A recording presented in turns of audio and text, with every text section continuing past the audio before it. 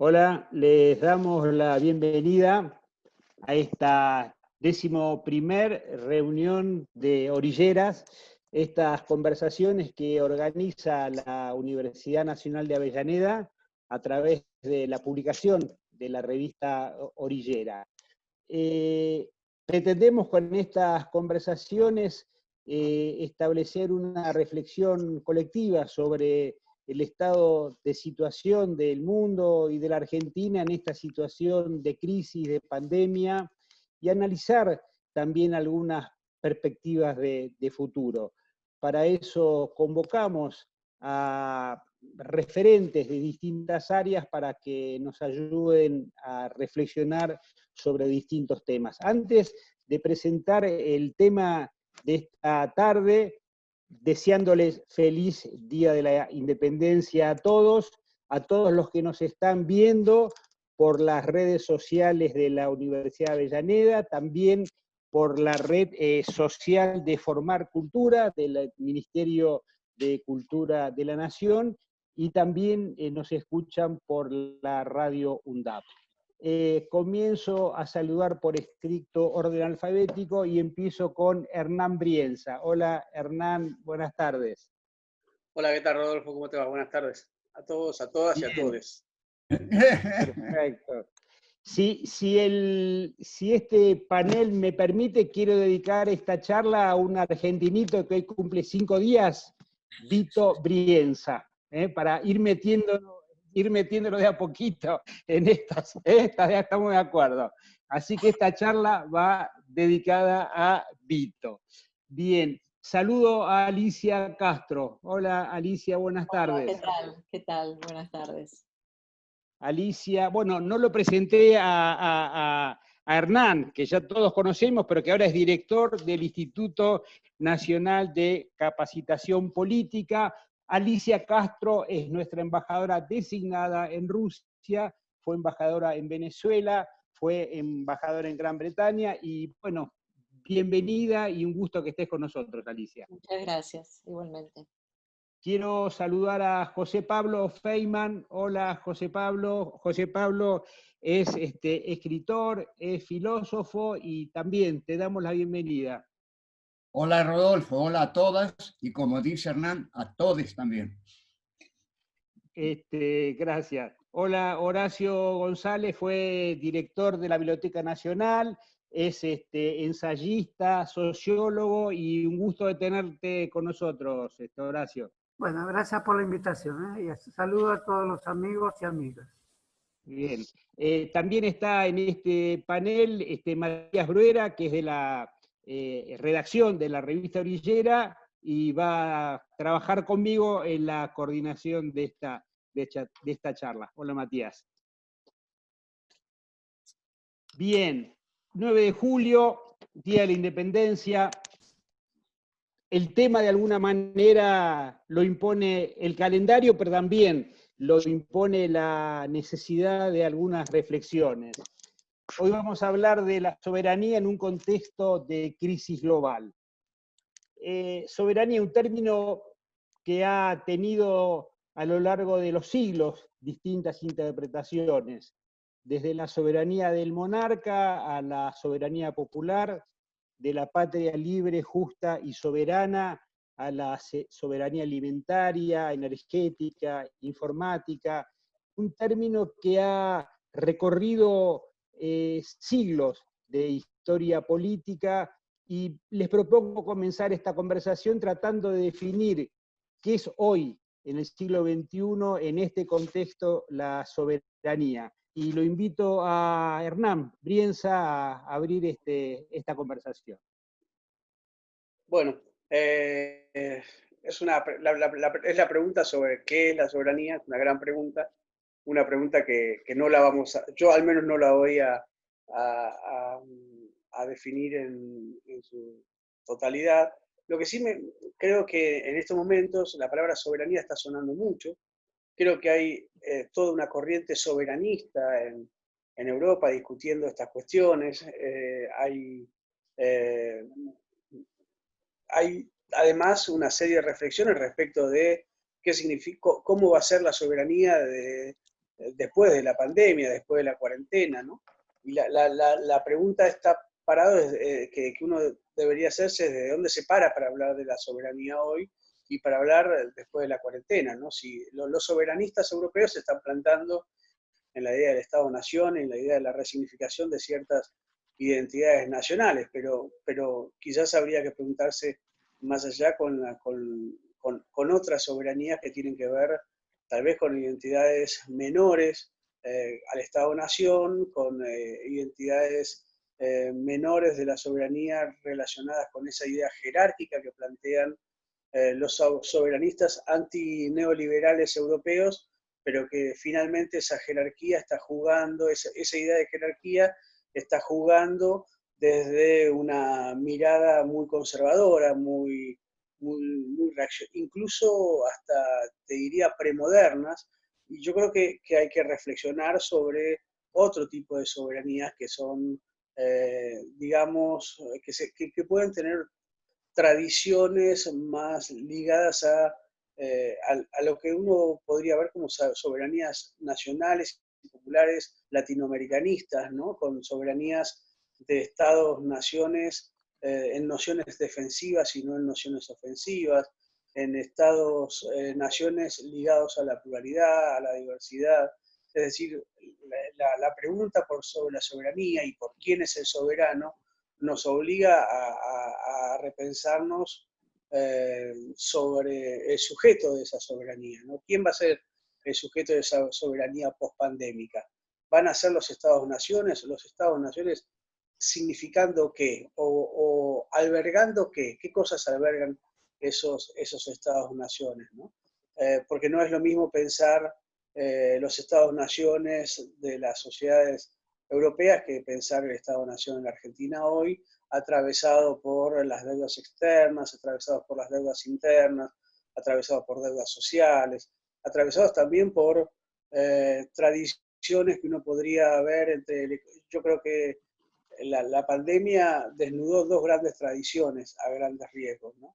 A grandes rasgos, perdón, la tradición más economicista y la tradición más de tipo humanista, que incluyen, este humanismo incluye miradas que uno podría ver más conservadoras o más progresistas, más de corte de izquierda o de derecha, como se decían en alguna época, y que esas formas, yo diría, de pensar ese humanismo, se contrapone con lo otro, que es la defensa pura del mercado y los privilegios, ¿no?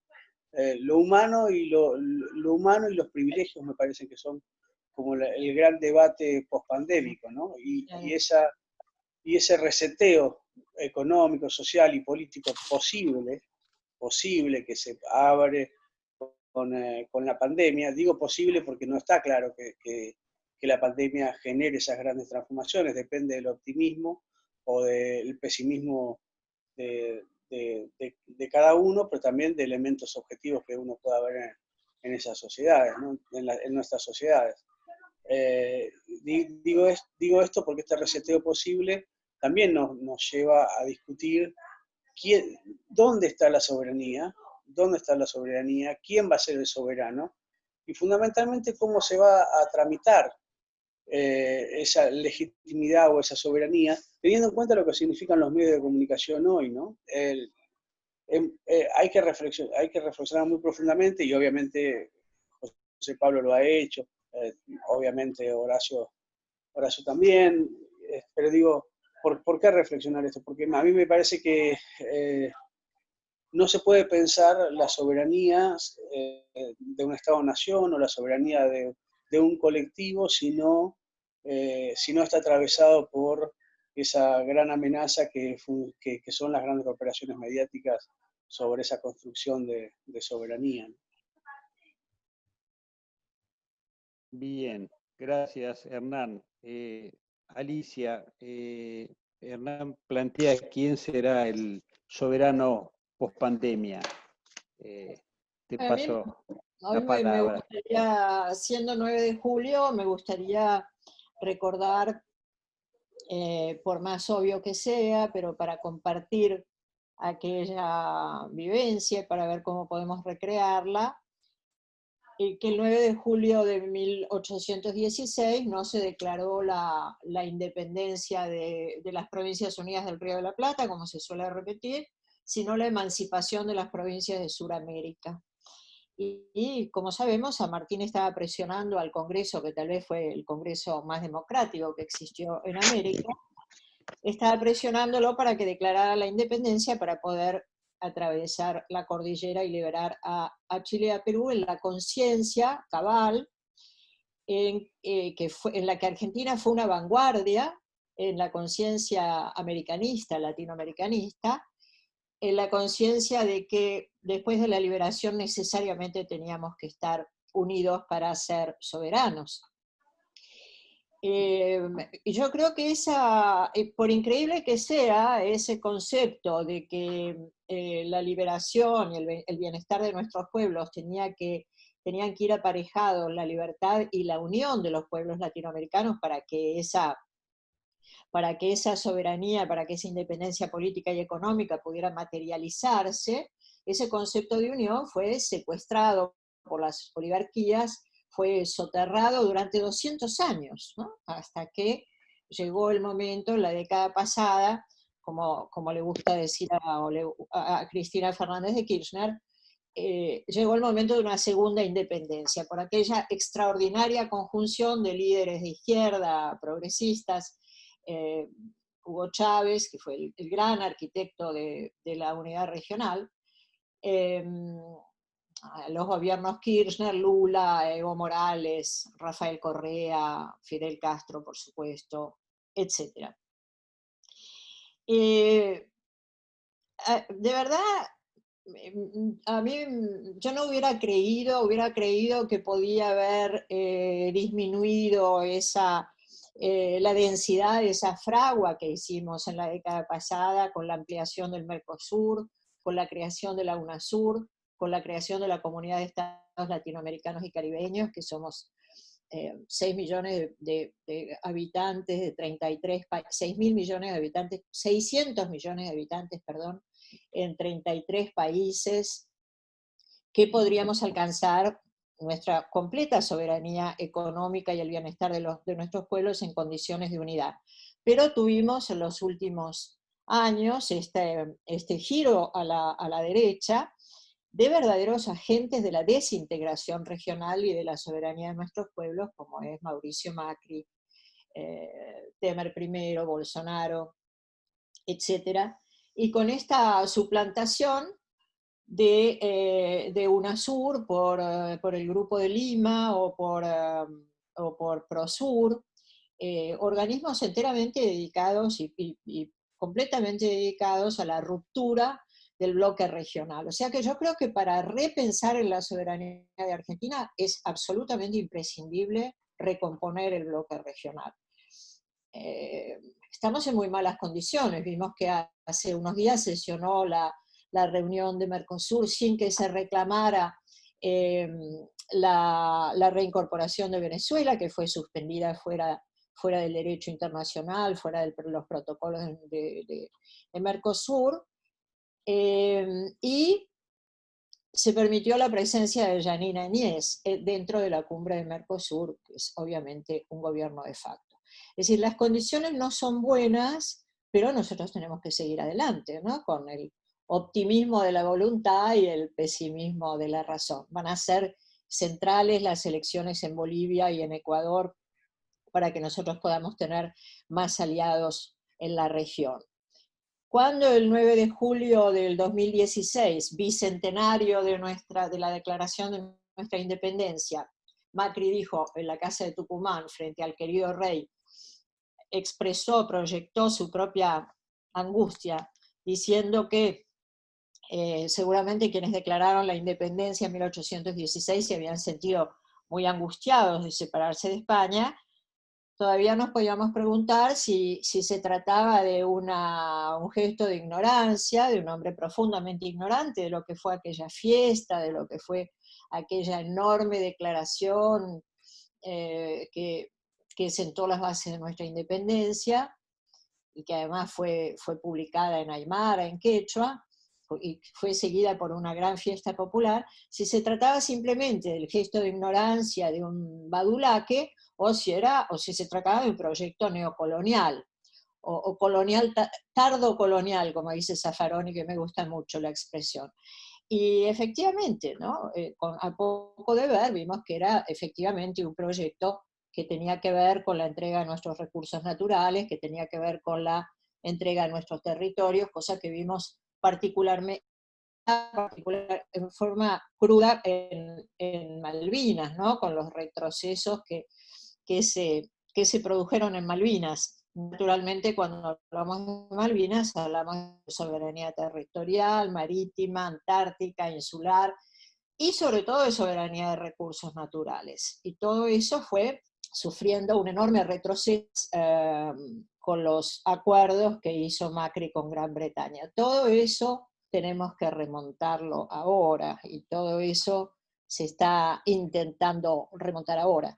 Pensemos que si tuviéramos el bloque regional, si tuviéramos UNASUR y el Consejo de UNASUR funcionando, probablemente no hubiéramos tenido golpe de Estado en Bolivia. Recordemos que UNASUR había logrado evitar un golpe de Estado en Bolivia de los mismos actores que lo hicieron ahora, la secesión de la Media Luna, y también se había evitado un golpe de Estado en Ecuador, aquel golpe de Estado policial, mientras que ahora nosotros estamos casi a merced de golpes que tienen que ver con la manipulación de la justicia, que se ha dado en llamar lawfare, y con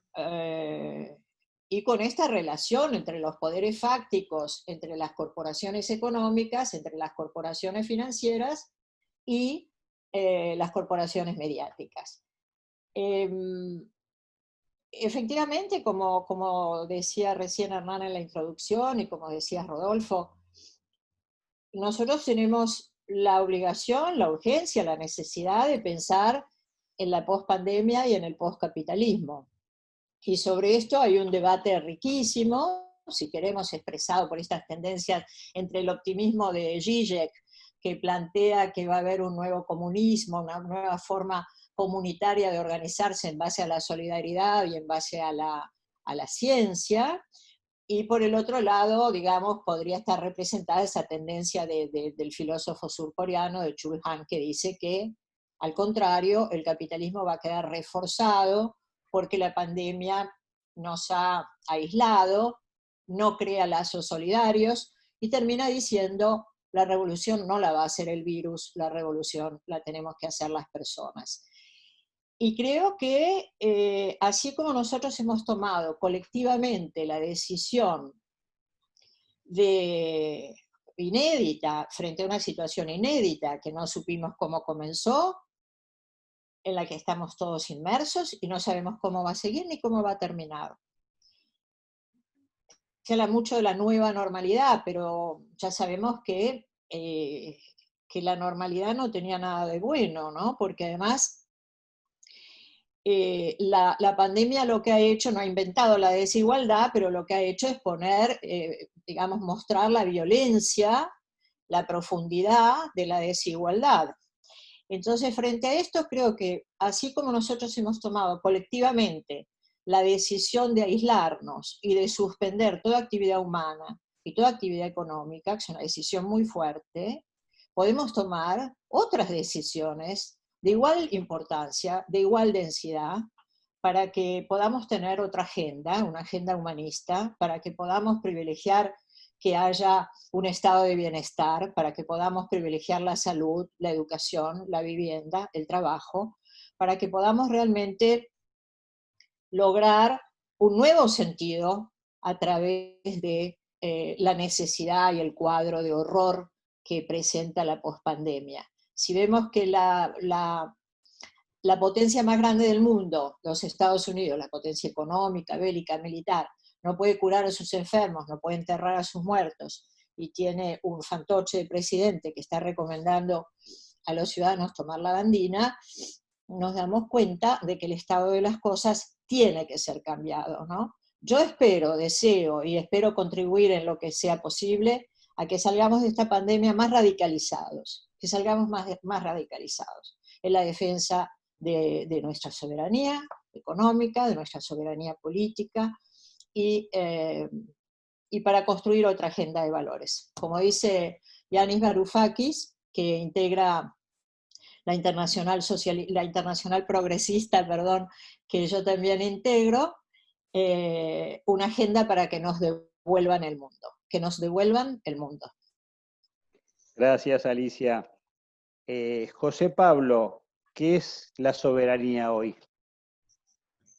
Yo creo que la soberanía hoy, ante todo y aquí en este país nuestro, tiene que ver con lo que se ha dado en llamar soberanía alimentaria, es decir, una lucha contra el hambre y una lucha contra la desigualdad. Lo peor que puede tolerar una democracia es la desigualdad. Una democracia desigual no es una democracia y está en peligro siempre de transformarse en otra cosa, porque la desigualdad fomenta el poder de los poderosos que quieren siempre y se manejan siempre mejor fuera de la democracia, fuera de las libertades, fuera de los derechos humanos y, aunque ellos dicen lo contrario, fuera del republicanismo.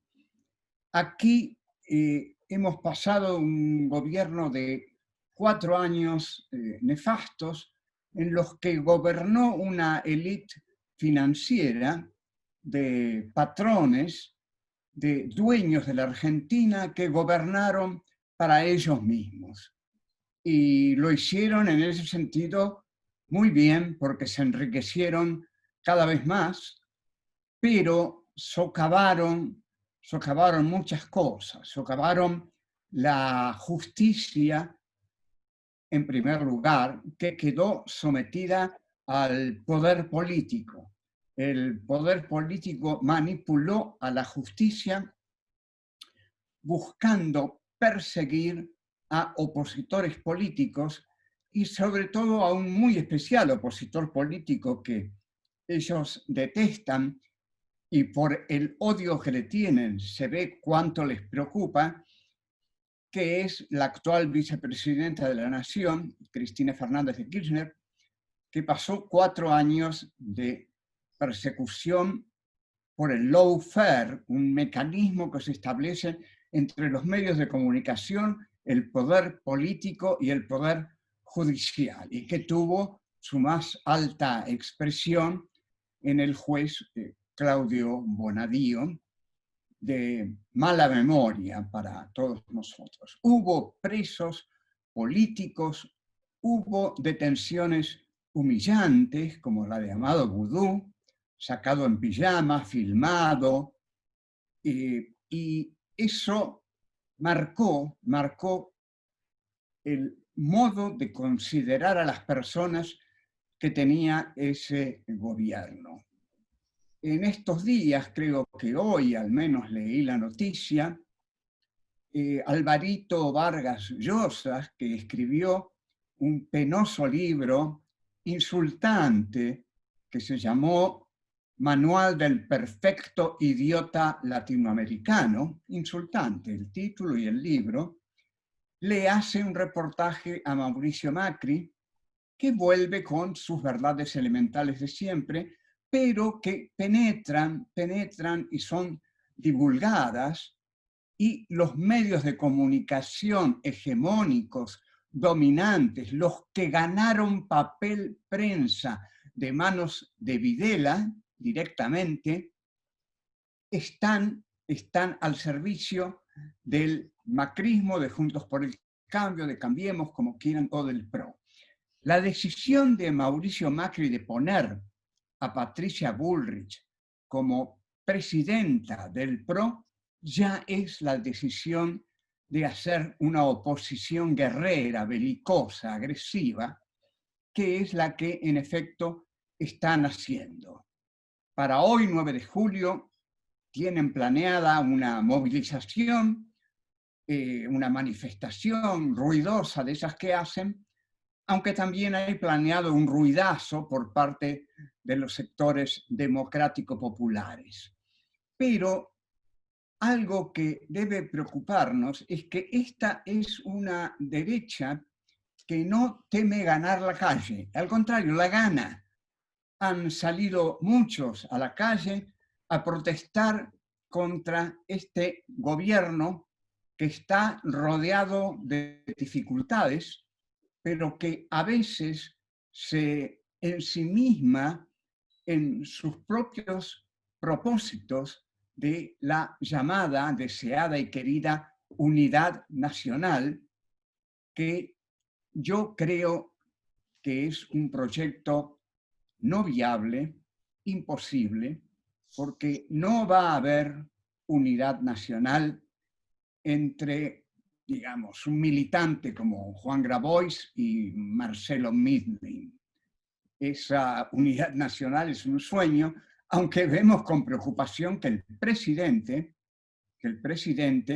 se nos bandea para el lado de los empresarios, los llama por su nombre, algo que establece una situación de confianza, de fraternidad y amistad que resulta agresiva para todos los que hemos votado a Alberto Fernández, que le diga Héctor a Mañeto, Marcelo a Midlin e incluso Horacio a Larreta, que es el que mejor letra está haciendo en la lucha contra la pandemia. Con respecto a la pandemia, yo no creo de ningún modo que la pandemia contribuya a mejorar la situación social del mundo.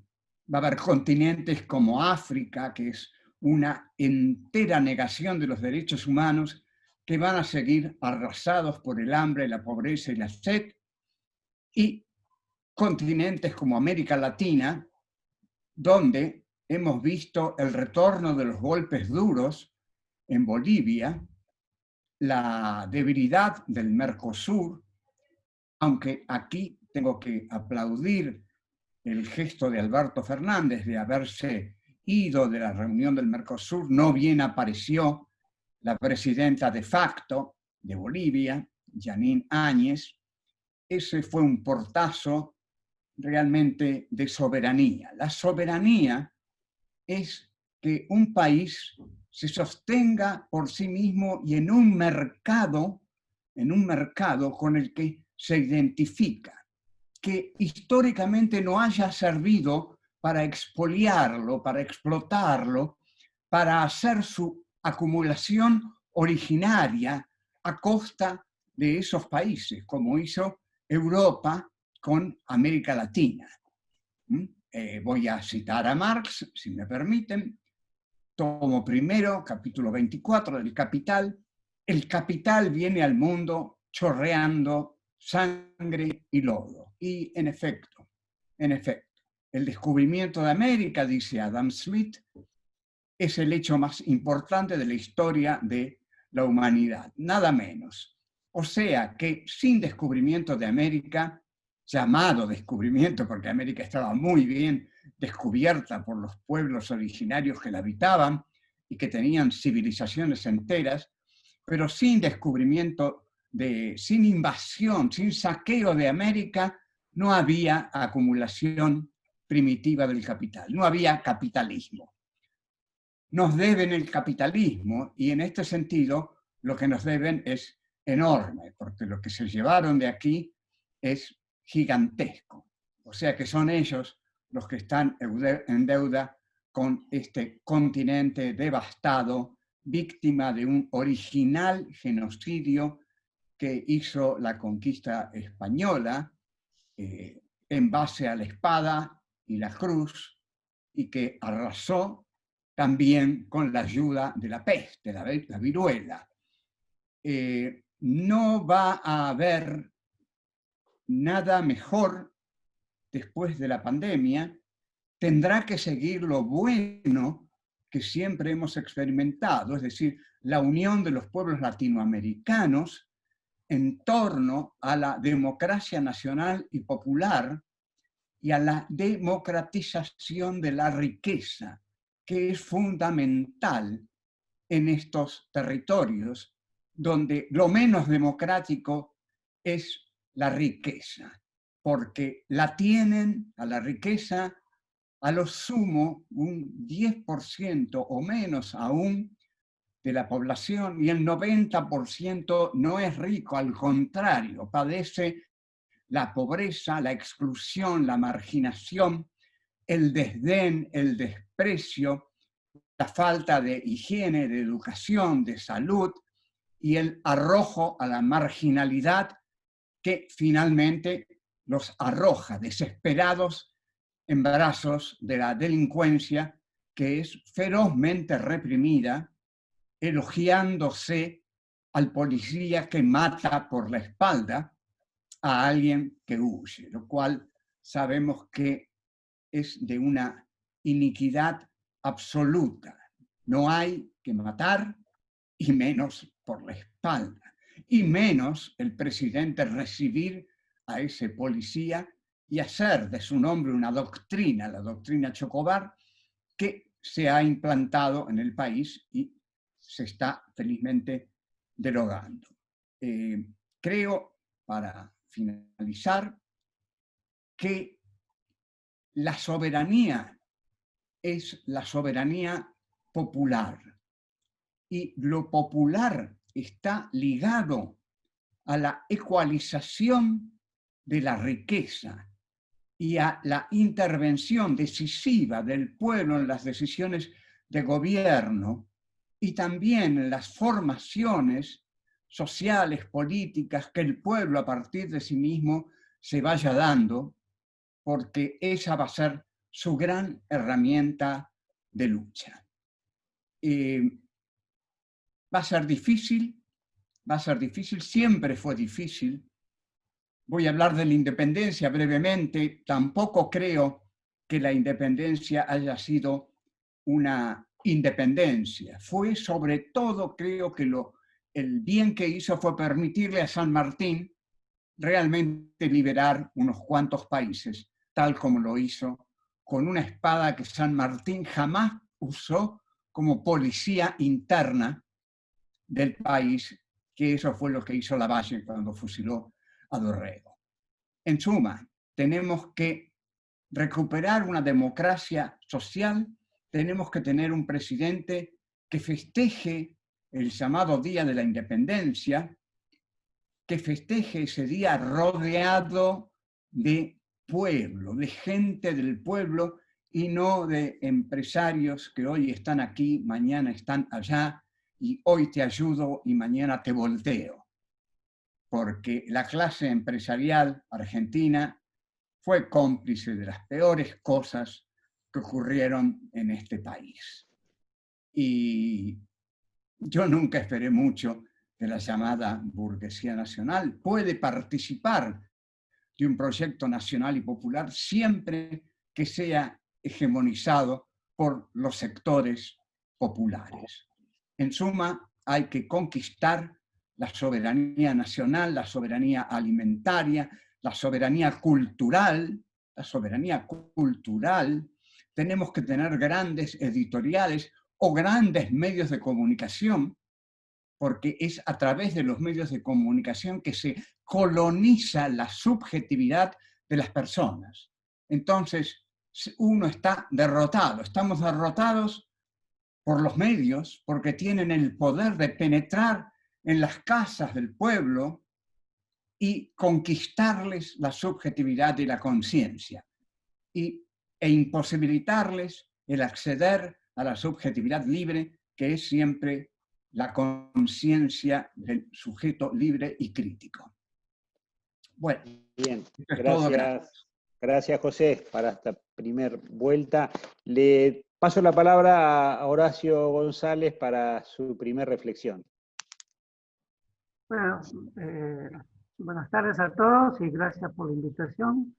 Evidentemente, al tocar la palabra soberanía, tocamos casi todos los problemas vinculados al estatuto de la política, digamos.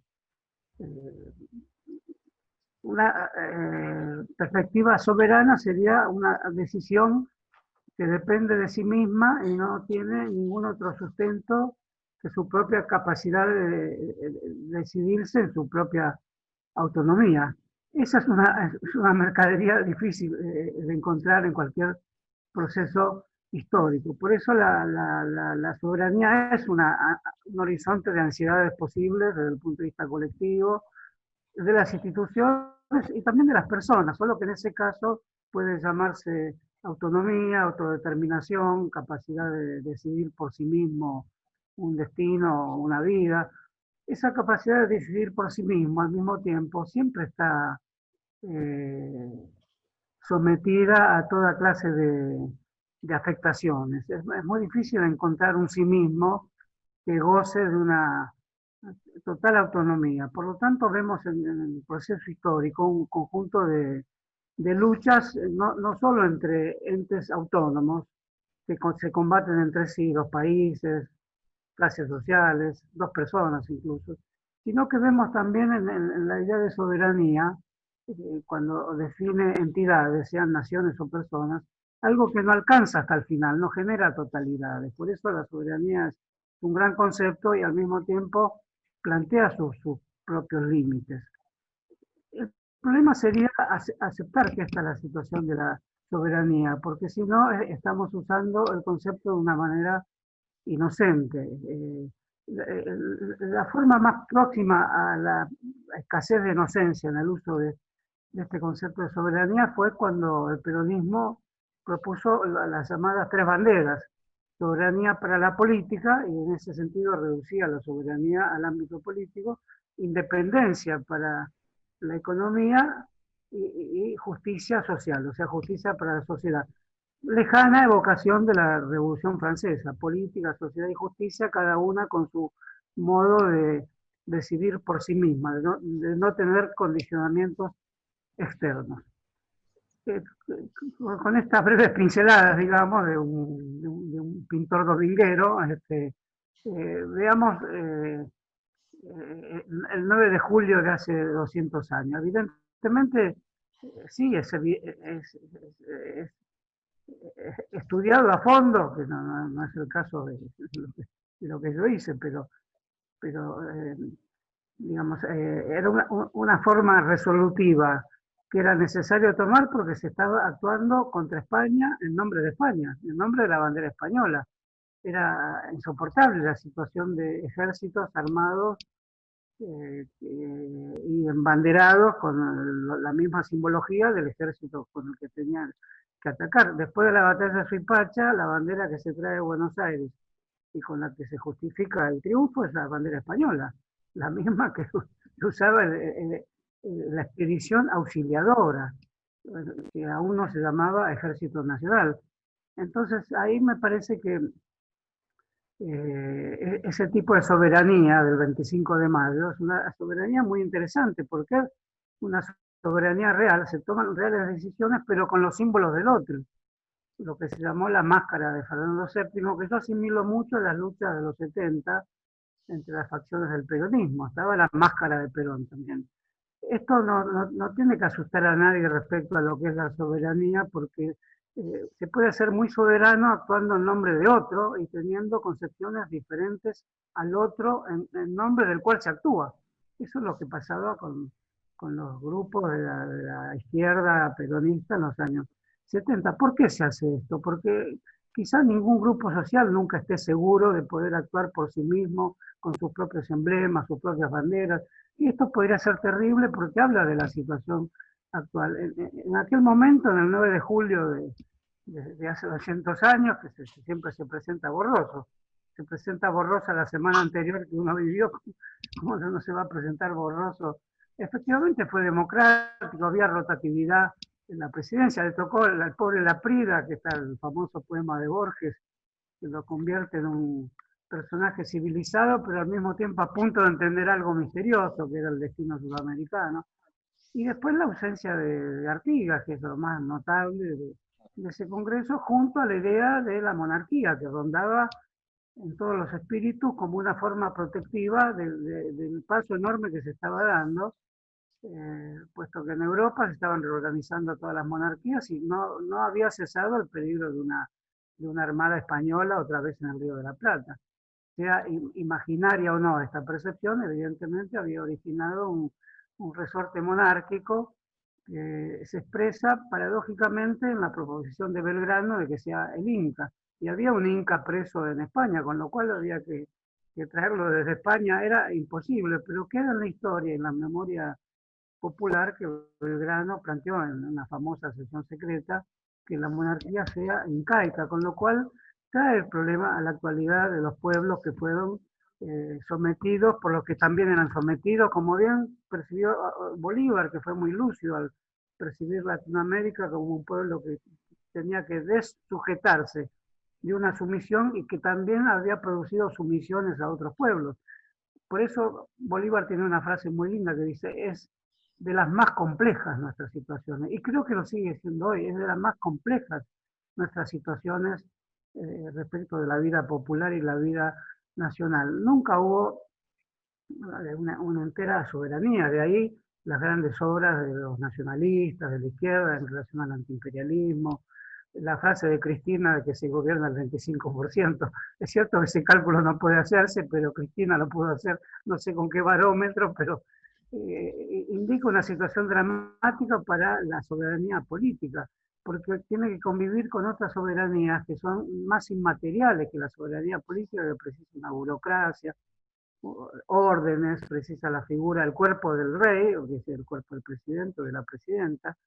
Y en ese sentido, una soberanía inmaterial es la de los medios de comunicación, es la soberanía digital, es la soberanía que se alienta en todos los movimientos financieros que tienen una circulación invisible, la fuga de capitales, que es la evanescencia del capital, que es más fuerte que nunca como circulación y más evanescente que nunca. Entender efectivamente cómo funciona la vida del capitalismo, que es el paso de cierta materialidad que tenía en la civilización industrial al paso a una cierta inmaterialidad que tiene la civilización financiera, significa transmitir esta inmaterialidad a los medios de comunicación, que donde hay disputas, donde hay una disputa por la soberanía, por ejemplo, la disputa de un conductor que estalló contra otro, es habitual en Clarín titular, tal estalló contra, ese estallido es un estallido que es una lucha de soberanía simbólica, por supuesto, pero de soberanía respecto a cómo se crean ilusiones conflictivas en la televisión, pero que vive de ese conflicto, alimenta permanentemente ese conflicto bajo la garantía que no va a destruir el canal de televisión. El canal de televisión es una especie de banco de datos ilusorio que mantiene permanentemente una especie de coreografía conflictiva entre dos vedettes, dos conductores, y ese es el modelo de interrogación a los presidentes. Y sobre eso, aunque me desvío un poco, quiero decir que yo también lamento que Alberto, o sea, el presidente que votamos, no esté tomando una posición más enérgica frente a los medios de comunicación y que piense que estuvo mal la ley de medios. No estuvo mal la ley de medios. Puede haber habido trámites mal hechos, puede haber habido apresuramientos, como se decía antes, puede haber habido los defectos que tiene todo el movimiento social que plantea metas audaces, aunque compartibles y no para nada absurdas. No era absurdo eso. Era posible hacerlo y se llegó al umbral de casi poder hacerlo. ¿Cómo combate hoy Alberto esa situación insoportable de los medios? Ante el micrófono de los periodistas que le hacen cualquier pregunta, bajo cualquier supuesto, bajo cualquier implícito. Son preguntas para hacer pisar el palito, digamos así. Le preguntan a él si el gobierno, o una figura importantísima del gobierno como es Cristina, asesinó a alguien. ¿Cómo se puede tolerar eso? Y lo preguntan jóvenes periodistas que han salido ayer de una escuela de comunicación. Ahí sí desarma la pregunta, ahí sí es una pequeña ley de medios que hace, pero yo diría, es posible, puesto que tiene absoluta lucidez sobre lo que son los medios, no hacer solamente eso, no decirle Héctor a quien le dice Héctor, y no desarmar las preguntas como lo hace con enorme lucidez, desarma los supuestos de esa pregunta. Pero al otro día salen todos los diarios que trató mal a una periodista o a un periodista. Entonces esa aptitud que tiene para en la conferencia de prensa ver cuál es la punta de flecha envenenada que tiene cada pregunta, que es una red de decisiones soberanas que se ha tomado sobre el presidente para hacerle esa pregunta que lo desarme, que lo inhiba, que lo arroje al suelo, que lo tire de la silla, que lo aplaste, que no la sabe desarmar. Es una pequeña ley de medios en la conversación, pero que no está hecha como ley, ni tiene movilización social, ni institucionalidad. Entonces, hoy me parece indispensable para retomar ciertos aspectos de la soberanía, es que se empiece a tratar la cuestión de medios de otra manera, que no sea la que ya se ha demostrado que llegó hasta las veredas del Clarín, pero no funcionó.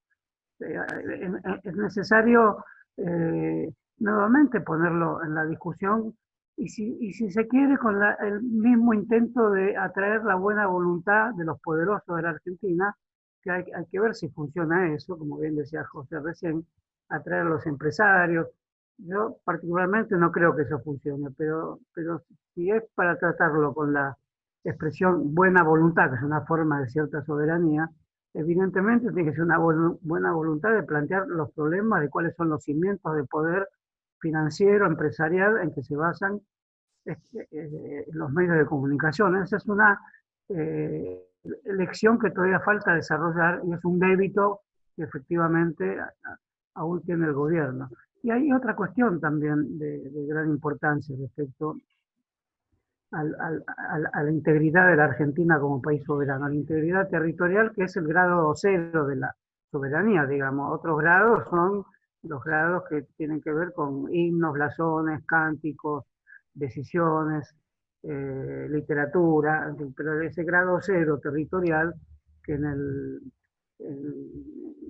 1816 tenía la dificultad de que las tropas españolas ocupaban parte de Bolivia, por eso está Tarija, Chichas, no está Cochabamba, y además no están las provincias que estaban bajo lo que se llamó en aquel momento la protección de Artigas. Por lo tanto hay un dilema territorial en la representación del 9 de julio, lo que no le quita ninguna validez, pero hay que verlo como una representación territorial manca.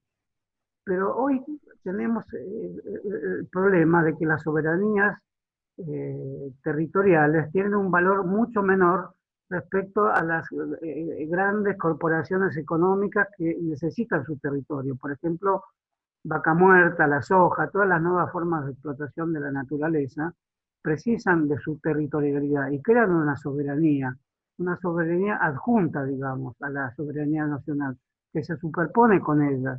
Veladero, por ejemplo, las grandes mineras de la cordillera, crean una soberanía que incluso en algún momento se planteó si no eran realmente poseedoras de reglas soberanas a nivel de ser otro país entre Chile y la Argentina, porque tienen bandera propia, la usan junto a la bandera argentina, etc. Esto supone una previsión que sin ser fatídica oscurece la vida de nuestras naciones, puesto que si se formaron con luchas territoriales, la principal de ellas es la que hizo que, por la diplomacia inglesa, Uruguay sea un país independiente. En algún momento Sarmiento planteó que la Patagonia también fuera una especie de protectorado independiente, intermediario. Después, cuando fue presidente, lo demitió y después hizo con la Argirópolis un intento de constitución con los mismos países del Virreinato del Río de la Plata. O sea que no se puede decir una única cosa sobre qué es la territorialidad argentina. Llamarlo por eso Provincias Unidas del Sur era una cierta vaguedad, porque incluía o no incluía a Uruguay. En la mentalidad porteña a esa altura ya no lo incluía, ya no importaba que los portugueses invadieran Uruguay. Y al mismo tiempo, cito brevemente a Alberdi, también acusó a San Martín de que por su culpa, por ir por Chile y no frontalmente contra el ejército español, se perdió toda Bolivia. Una discusión medio absurda, pero Alberti insistió toda su vida que esa estrategia de San Martín era equivocada. Con esto quiero decir que los territorios son inestables. Su trazado soberano es como toda soberanía, incompleta, imprecisa, borrosa. Sus límites son claros en determinada época y borrosos cuando hay guerras, cuando hay sublevaciones. Por eso se lucha por extender o aminorar la soberanía propia o del otro. Y en ese sentido, la declaración del gobernador de Mendoza, Cornejo, y muchas otras expresiones que en Argentina, diría la expresión que la solidez del cómo se armó la Argentina, también algo que atraviesa, que no se resuelve apelando a un federalismo abstracto, porque ese federalismo abstracto puede tener también síntomas de decisión que se pueden leer a la luz de lo que pasa en Europa, a la luz de lo que promueve una globalización entendida como nueva forma de soberanismo, puede tener o una compañía de litio, etcétera, que dominando amplias zonas desde el punto de vista incontestablemente superior a la decisión política, a la decisión económica financiera, puedan terminar generando guerras soberanistas que corten el modo tan históricamente determinado en que se trazó los soberanismos diversos de América Latina. En muchos casos hay que lamentarlo como fue, porque las guerras entre países latinoamericanos, basta recordar entre Bolivia y Paraguay, una guerra absurda de cualquier modo que la veamos, que sin embargo eran provocadas por el modo en que se movían los grandes grupos económicos de la época, en este caso petrolíferos. Aunque una guerra no se provoca solo por cuestiones económicas. Entonces lo que quiero decir, para terminar, es que toda esta masa de problemas descritas de modo así tan rápido y también impreciso, tienen que ser tomadas por el gobierno con mayor energía. Esa mayor energía es posible tomarla, pues si no, la soberanía es una forma de la energía. Si no, se va a encontrar que en vez de soberanía lo que se hace se va a llamar amabilidad nada más, y con la amabilidad te arrasan. La amabilidad de las reuniones que está teniendo el presidente con grupos empresarios, quizás para mostrarle a los que se están oponiendo al gobierno con teorías como la libertad. La entrevista de Macri con el hijo de Vargas Llosa, es decir, con Vargas Llosa, es una entrevista tremenda porque esgrime la bandera de la libertad. ¿Cómo no nos dejan circular? ¿Cómo no nos dejan abrir nuestro negocio? Pasando por alto la grave situación humanitaria que vive la humanidad, y esta palabra humano, lo humanitario, el humanismo tiene que cobrar, como decía Hernán, un nuevo sentido, porque tenemos que buscar por ahí en las grandes tradiciones humanísticas que tienen los movimientos populares argentinos. Lo tuvo el irigoyenismo, lo tuvo el peronismo, lo tuvieron las izquierdas, de modo que ahí hay algo que me parece que es lo que hay que revisar. Y por lo tanto yo vería la situación del gobierno argentino en este momento como algo que debe interrogar con más decisión su propia fragilidad. No es malo estar frágil, no es un inconveniente tener debilidades. El inconveniente es creer que por tenerlas hay que tomar decisiones menores, decisiones minoritarias, decisiones que sean preventivas solamente. Si se eligió la vida, había que elegir un tipo de economía adecuada al modo en que se eligió la vida. Y está peligrosamente emergiendo en medio de la cuarentena un conglomerado al que se lo trata como el que va a dar solución económica al país, que es de los viejos mandamases del país en casi todas las épocas en los últimos 50 o 60 años. Entonces ahí el gobierno tiene que tener hoy Fernández dijo coraje, para reemplazarlo por la angustia, no desdeño la angustia, pero en este caso el coraje es lo más conveniente.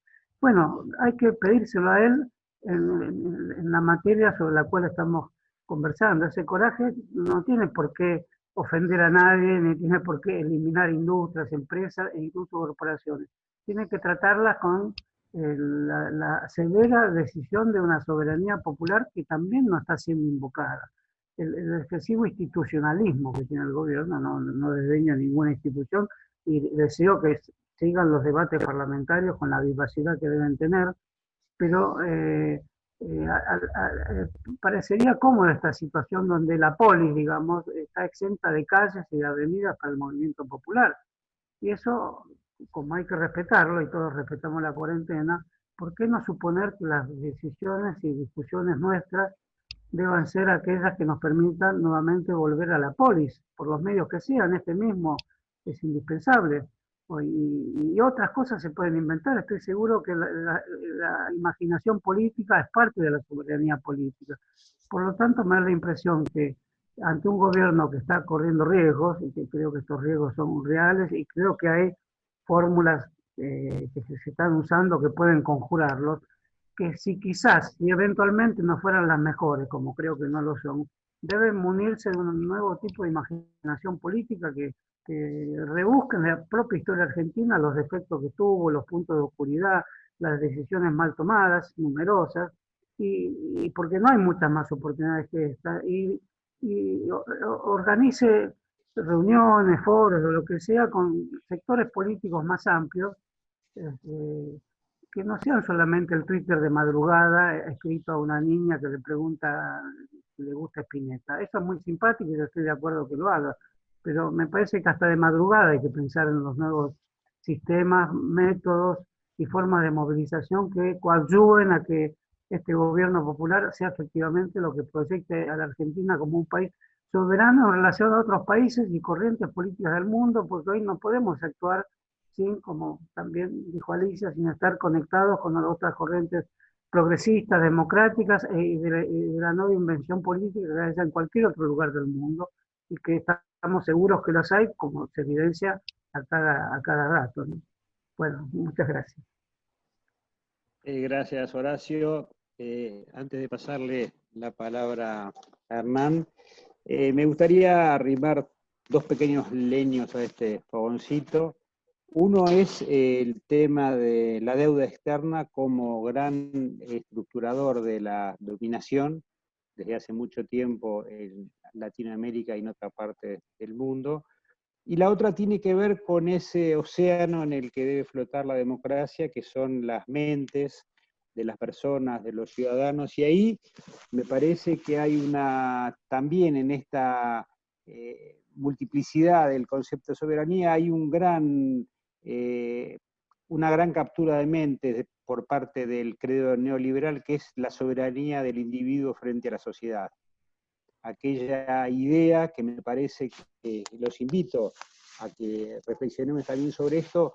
Creo que en el mundo y en la Argentina lo notamos, ha avanzado mucho esta idea de que el consumidor como la forma consumada de esa soberanía individual, en donde no me importa lo que pase alrededor, solo me importa mi beneficio personal y el uso que puedo hacer de algunos instrumentos que están en mi entorno. Me parece que eso ha marcado fuertemente, por ejemplo, la performance del macrismo en los últimos 4 años, que pese al desastre que cometió, siguió teniendo una adhesión de votos. Pero bueno, son dos leños que lo toman o lo apagan, pero Hernán, te paso la palabra. No, tenés el micrófono apagado, Hernán. Qué tonto. Estas son las nuevas tecnologías.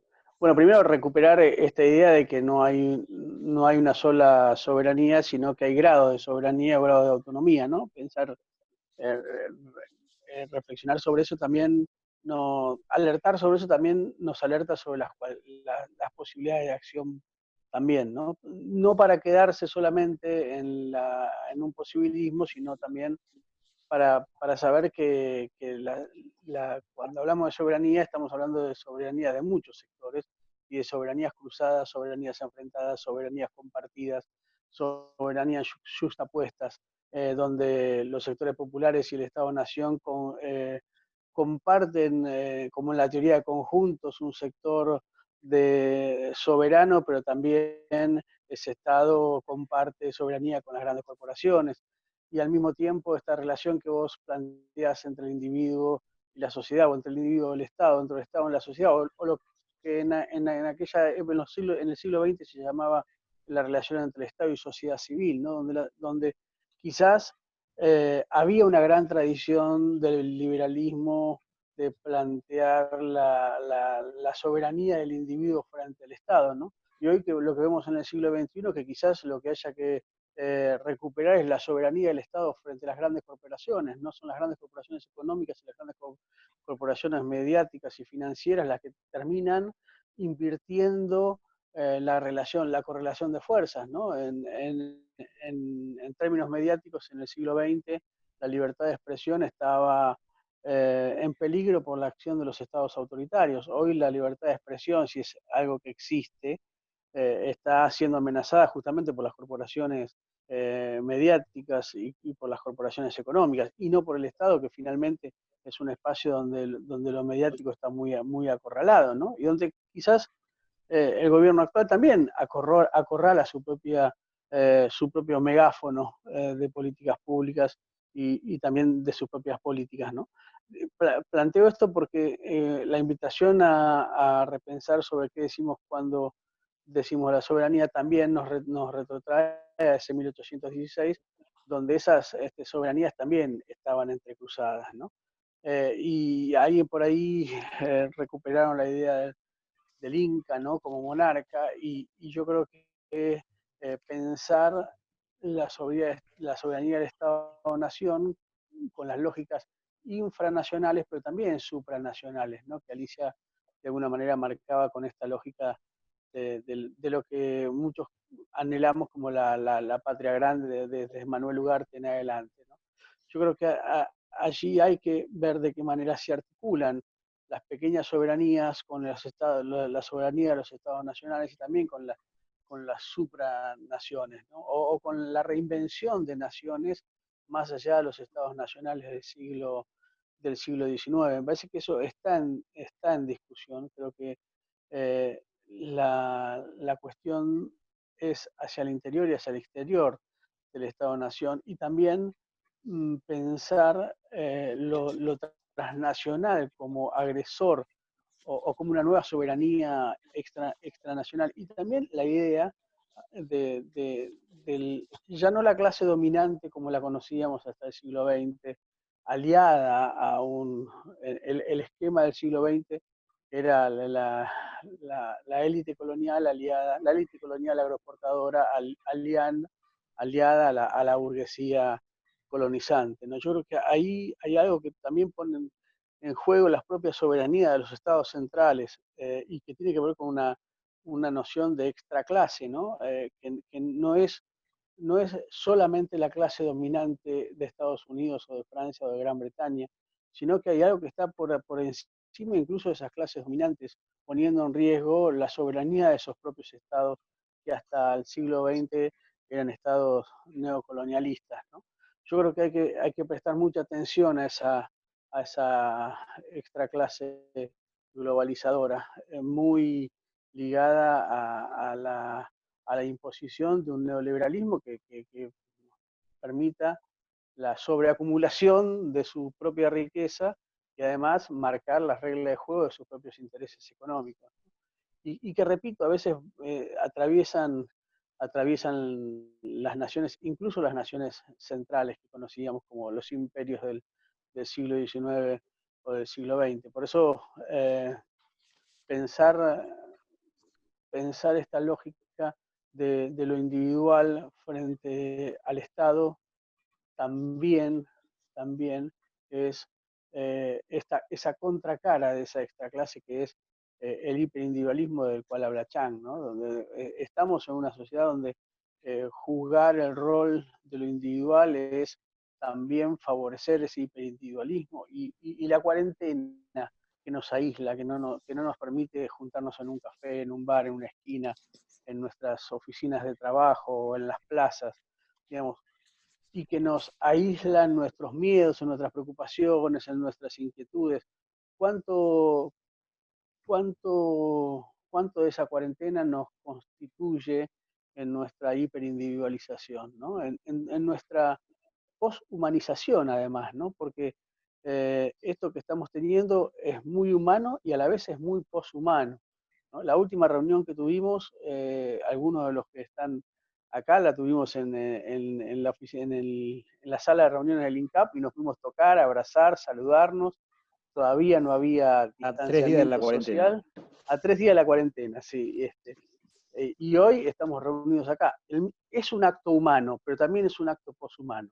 Ya no nos podemos tocar, ya no nos podemos abrazar. No es que para ustedes sea demasiado bonito tocarme y abrazarme, pero era un gesto de humanidad que hoy hemos perdido. No. Y me parece que también hay que reflexionar sobre esas lógicas, ¿no? El hiperindividualismo, la poshumanidad de la cual tanto hablan, ¿no? Digo esto no porque sea cierta, no porque nos convertamos en poshumanos, como dice Dugin y otros intelectuales por ahí, sino porque creo que hay una posibilidad y que hay que estar atento a esa posibilidad y a que esa posibilidad no se produzca, o al menos que lo que se produzca sea diferente o sea más acorde a lo que a nosotros nos guste, ¿no? Porque eso también tiene que ver con la soberanía, ¿no? Tiene que ver con lo que nos guste a nosotros, con lo que nos dé placer a nosotros, con lo que nos permita sentirnos realizados como comunidad y al mismo tiempo como individuos en esta dialéctica en esta dialéctica peronista que impongo en esta charla, ¿no? Gracias, Hernán. No esperábamos menos de vos. Alicia, tu Para eso reflexión, me por invitaron, favor. ¿no? Para ser el peronista. La mesa. No sé si se escucha. ¿Se escucha?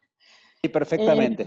Bueno, hay muchas cosas que evocan las reflexiones que ustedes han hecho, ¿no? A mí me gustaría insistir sobre el hecho de que así como es un momento único en la historia de la humanidad, nos da una oportunidad muy grande de hacer un debate muy profundo de cuestionamiento a la desigualdad, como decía José Pablo.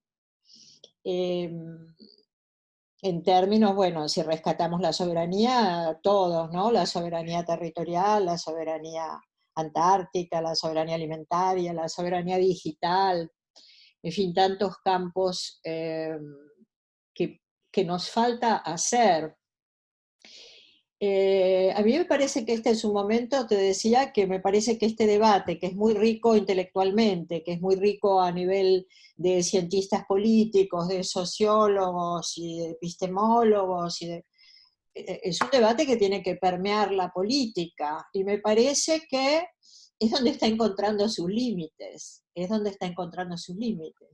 A mí me parece, no sé, vinculado con esta imaginación política que reclama muy oportunamente Horacio, porque la verdad yo creo que siempre critico de nosotros mismos, una autocrítica a las izquierdas, al progresismo. Nosotros como creemos que tenemos la razón, tenemos la verdad, somos más lindos, decimos cosas bonitas, somos poéticos, somos cultos, no sé qué, nosotros nos contentamos a veces con acordar entre nosotros, con convencernos a hablarnos entre nosotros y con consensos perezosos, extremadamente perezosos, que nos salen de nuestro propio patio. Mientras que la derecha está trabajando sin descanso. Nosotros no tenemos think tanks de izquierda, por eso a mí me gusta tanto la Internacional Progresista, que les sugiero a todas y todos que le echen una mirada, ¿no? En el Consejo Asesor están Chomsky, Varoufakis, Naomi Klein y otras dirigentes políticos y sociales. Yo tengo el honor de integrar ese consejo asesor y en Argentina tiene ya muchos miembros que estamos pensando en cómo contribuimos cada uno desde nuestros lugares a potenciar y a movilizar esta otra agenda de valores que queremos hacer para un mundo más justo, que es urgente. Ahora, frente a esto que planteaba Horacio de un gobierno que pueda elegir, digamos, o que tenga que elegir entre el coraje y la amabilidad. Ahí hay un límite, ¿no? O es el coraje o es la amabilidad, ¿no? Yo creo que, no sé, estaba viendo recién una fotito de Alberto Fernández haciendo una declaración que seguramente va a ser polémica, que dice: basta de odio, Larreta es mi amigo. Y yo estaba pensando que hace 2 días incendiaron a una mujer en el bajo de la autopista a Ceballos, ¿no? La incendiaron. Yo no podía hacer que anoche mi hija, que no es una niña, tiene 32 años, algunos de ustedes la conocen, Muy no linda. podía, mi Es hija muy no, linda tu hija. gracias, mi hija no la podía hacer parar de llorar, porque me decía, mamá, pero esto es imposible. Una mujer que no tenía nada, que probablemente nunca tuvo nada, que no tenía un techo, que no tenía comida, que estaba refugiada bajo una autopista, pasan y la incendian. Entonces, mientras tanto, la Reta sigue haciendo negocios inmobiliarios, así que yo quiero decir, amigo mío no es. Yo creo que nosotros tenemos que delimitar nuestros propios campos, porque si no, digamos, no es la grieta, nosotros sabemos que no es la grieta, es la lucha de clases, existió, existe y existirá. Y frente a esto nosotros podemos tener, este es el momento, este momento único, donde estamos todos encerrados. Insisto, hemos podido tomar una decisión muy contundente, que es parar toda actividad social, humana, económica. ¿Por qué no tomar decisiones, así como salvamos nuestra vida, para salvar la vida del planeta? Porque además ya se sabe que esta pandemia hubiera podido ser prevenida si tuviéramos otra forma de cuidar la naturaleza. Si cuidamos la naturaleza está en condiciones de cuidarnos a nosotros.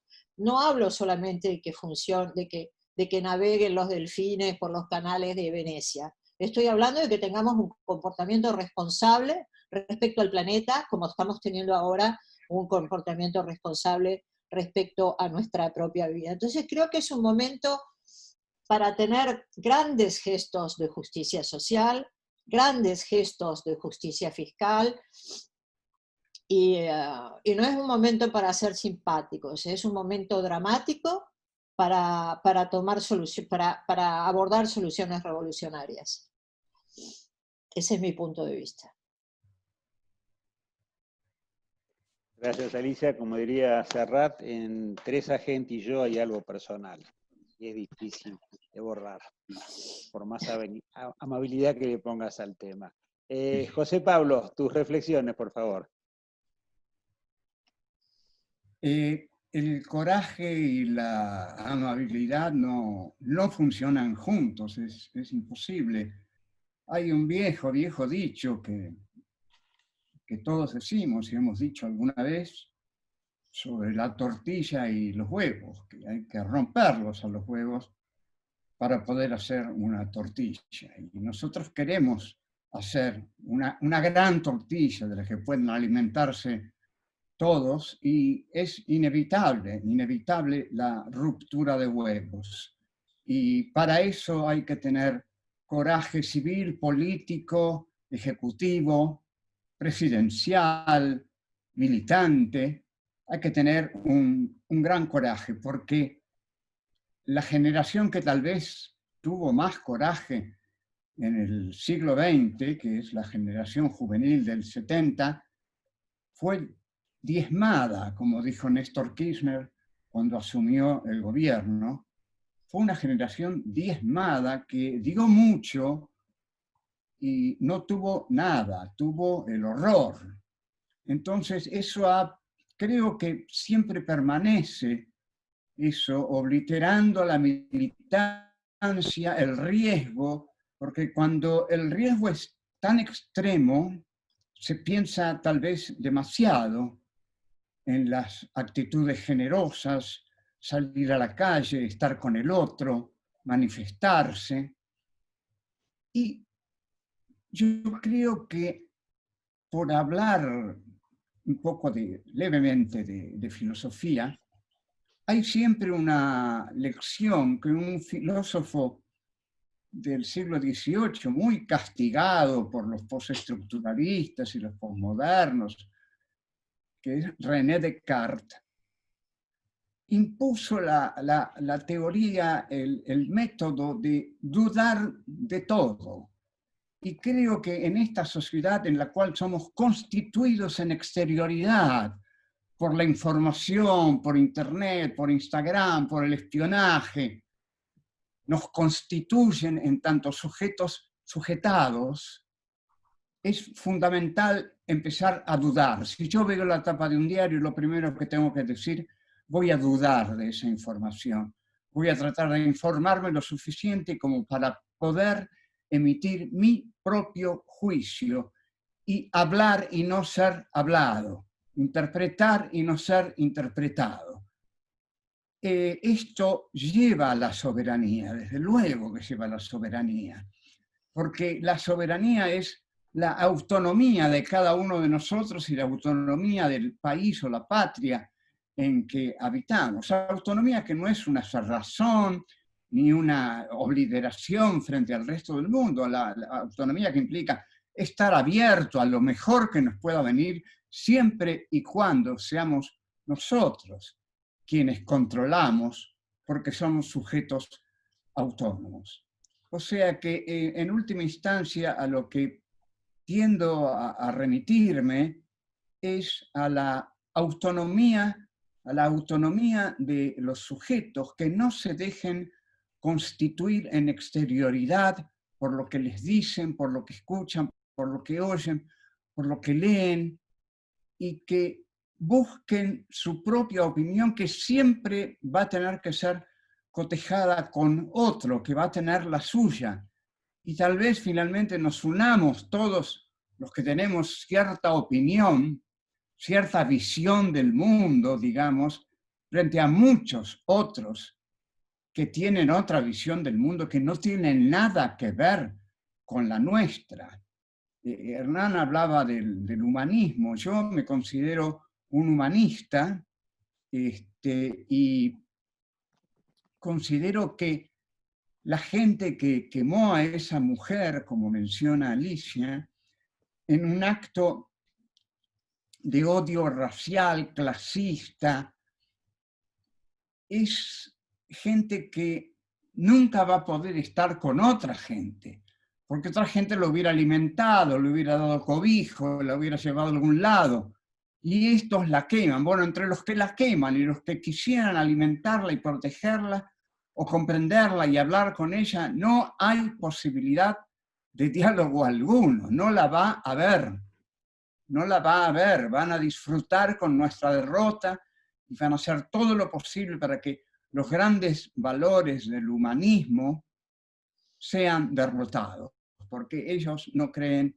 en el humanismo, creen en las leyes de la economía, que son siempre monopólicas, oligopólicas, concentracionistas, que juegan siempre a favor de la riqueza concentrada. Y la riqueza concentrada se quiere a sí misma, como la voluntad de poder en Nietzsche, la voluntad ante todo de poder se quiere a sí misma y necesita tener más poder constantemente si quiere mantenerse. Así que no tenemos que olvidar que ellos, para mantenerse en lo que tienen, necesitan crecer, necesitan dominar constantemente. Y frenar esa ambición y necesidad de dominio es la tarea de los humanistas de este país, de los democráticos, de los nacional populares, en fin, de los que hemos estado siempre en determinado lugar de la lucha de clases, como muy bien dice Alicia, que aunque haya clases que han sido denigradas, extinguidas, aniquiladas, siguen existiendo. Siguen existiendo los ricos, siguen existiendo los pobres, y entre esos dos extremos hay una gama de variedades y de ciudadanos que hay que conquistar para las causas justas, porque existen las causas justas.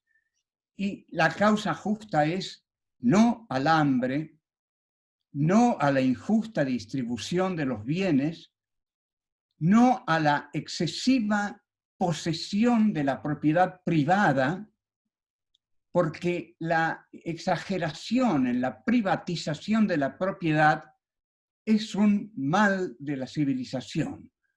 Como dijo Jean-Jacques Rousseau, la primera vez que alguien dijo esto es mío, nació el mal.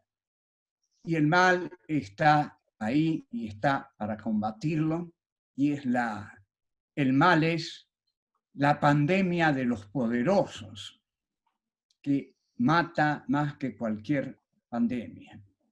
Para eso necesitamos sujetos libres, conciencias críticas y diálogos como este, creo que abren un horizonte, nos guste o no. Hemos hablado todos, nos hemos enriquecido y estamos mejor ahora que antes de iniciar el diálogo. Gracias, José. Le paso a Horacio, por favor.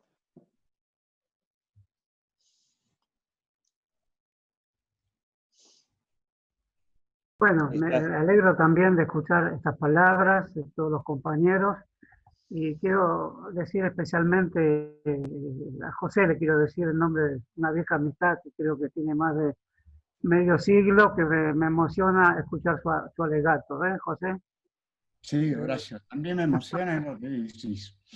Bueno, Sí, eso forma parte de un autoelogio a toda esta convocatoria que debemos agradecer a Rodolfo, pero te quiero decir a vos especialmente, puesto que entramos a Filosofía y Letras en 1962 juntos.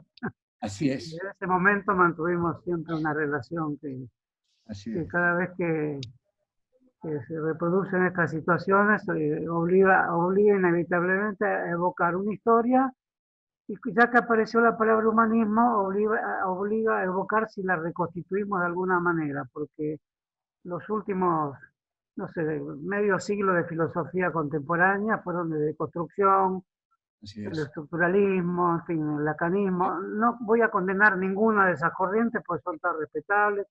Hubo grandes pensamientos alrededor de ellas, pero producieron un hecho, que es haber sacado el sujeto, la tradición del sujeto de la historia que nos enseñó el historicismo, la sacaron brutalmente del medio y hoy la siento como necesaria. Entonces también eso es necesario decirlo, porque si no, ¿cómo ir con una filosofía estructuralista que, digo nuevamente, respetable? Pensar un Lévi-Strauss, es una mente privilegiada, pero ante el incendio de una mujer en un viaducto no podemos ir solo con eso, tenemos que ir munidos de una conciencia crítica que sea el producto de otro tipo de reflexión, incluso recurriendo, si es necesario, no te asustes, José, a las religiones.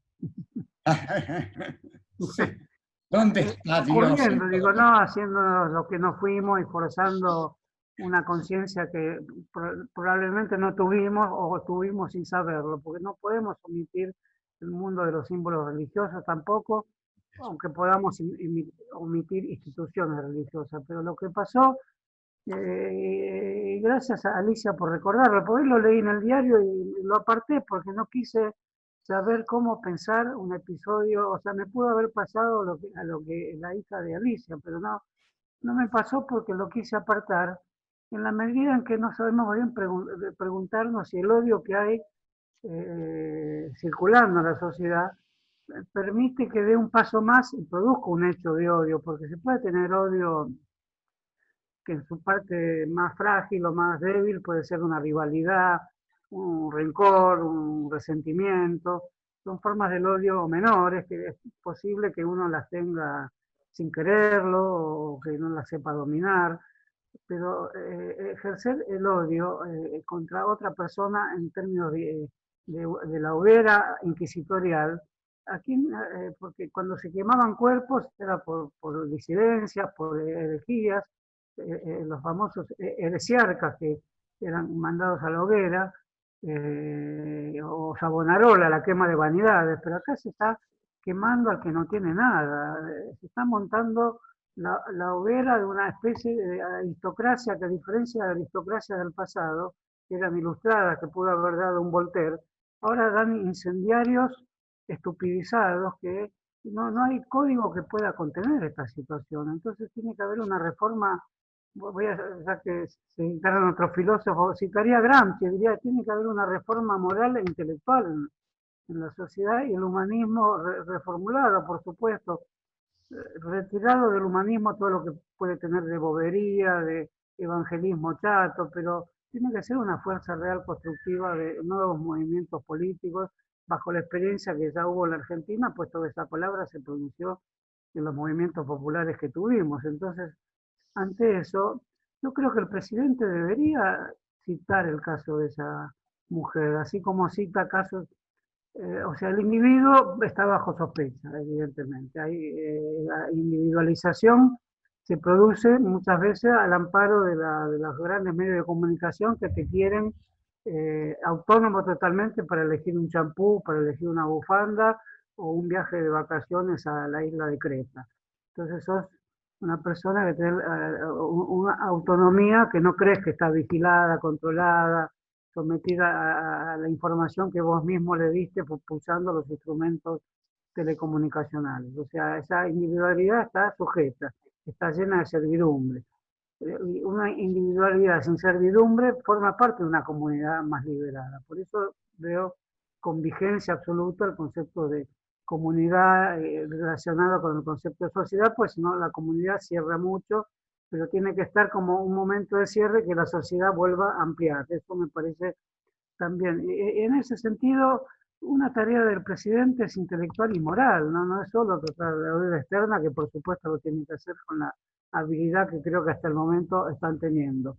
Pero tiene que parar a la maquinaria del Estado y hablar de este caso singular.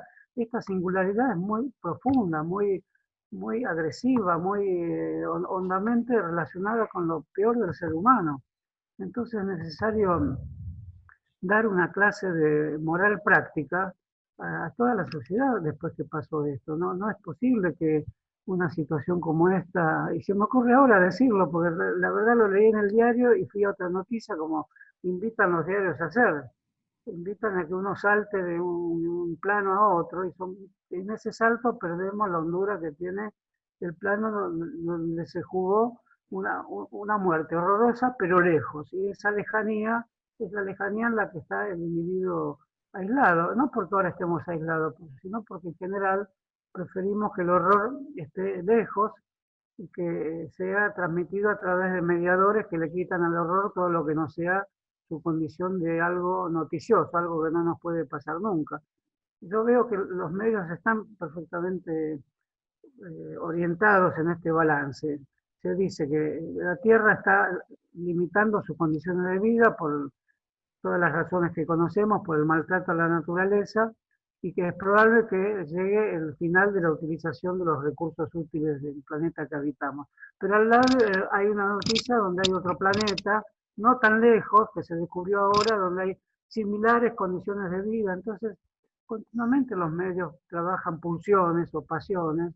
Esto es el fin para todos, pero tenés esta esperanza. Es como si hubiera un conductor inmobiliario, un jefe de ventas de terrenos en otros planetas que te dicen, este no va más, vayamos todos cuando se inventen los transportes colectivos totalmente inmunizados de virus que vayan a otros planetas.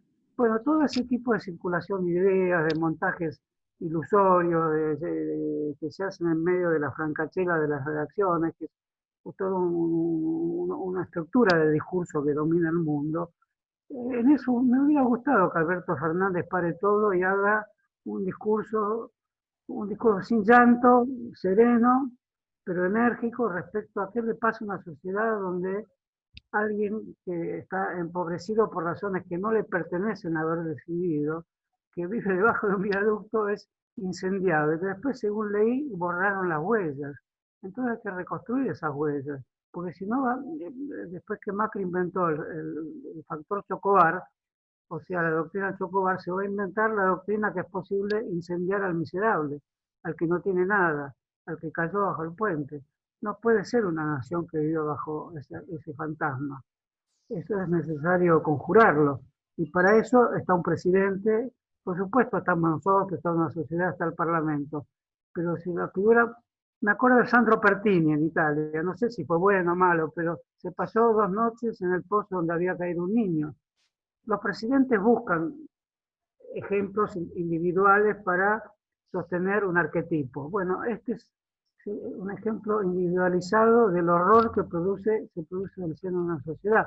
Hay que producir un contraarquetipo contra ese horror y eso es una tarea a la que podemos decir que, como muchos les escriben cartas abiertas al presidente, no sé con qué suerte, que decir este mensaje, puedo decir arrogándome una facultad que no debería poseer y no poseo, pero que el presidente escuche estas cuestiones y diga algo profundo sobre esta cuestión. Esto ayudaría también para pensar las cuestiones profundas respecto a con qué poderes se está hablando y con qué potencialidad y con qué dignidad puede salir de esas conversaciones. Gracias, Horacio. Y en relación a eso, leo algunos mensajes que llegan. Uno de Conrado Yacenza, que es querido editor, que ha publicado mucho de los que están aquí presentes. Se dice, estos conceptos vertidos en esta conversación deben llegar al campo político. También nos dice Clau Más, maravilloso encuentro, gracias. Daniel Ríos dice, el coraje requiere inteligencia estratégica para ejercer una soberanía sensible e inteligente como persona y como nación. Y hay varios, pero hay uno de Beatriz G. del Sol que dice a la televisión pública. O sea, Beatriz nos manda a la televisión pública. Hay muchos mensajes, mucha gente viendo esta mesa, así que yo le voy a pasar la palabra a mi compañero en la redacción de la revista, Matías Brueras, para que haga una pregunta para la última ronda de esta interesantísima y apasionante conversación. Matías, por favor.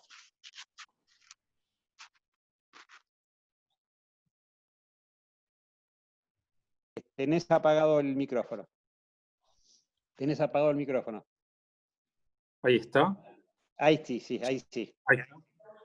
Bueno, decía que me parecían muy interesantes las intervenciones de todos y me hacían pensar mucho sobre ciertas cuestiones que estamos viviendo en la actualidad, ¿no? Y mientras escuchaba especialmente la primera ronda de intervenciones, pensaba que hay como un fantasma que recorre la Argentina en esta época de encierro, que es el fantasma de la libertad, ¿no? Libertad que está presente, me parece, desde Vicentín, con ese imaginario de la libertad de empresa, hasta el montaje de la supuesta persecución a periodistas con el tema de la libertad de prensa. Yo me preguntaba, desde el campo nacional y popular, ¿cómo puede ser, ya que estamos hablando de soberanía, que la libertad haya quedado del lado de los poderosos, del lado de ellos, para decirlo, si hubiera que ubicarnos en algún lado? ¿Cómo puede ser? Digo, porque Alberdi, que Horacio lo citó en la primera intervención, lo entendió hace tanto tiempo, cuando decía que los liberales son amantes platónicos de una deidad, creo que algo así, que no han visto ni conocen, ¿no? O sea, para ellos, para los liberales, ser libres no es gobernarse a sí mismos, sino gobernar a los demás, ¿no? Su liberalismo justamente es eso, es el monopolio del gobierno.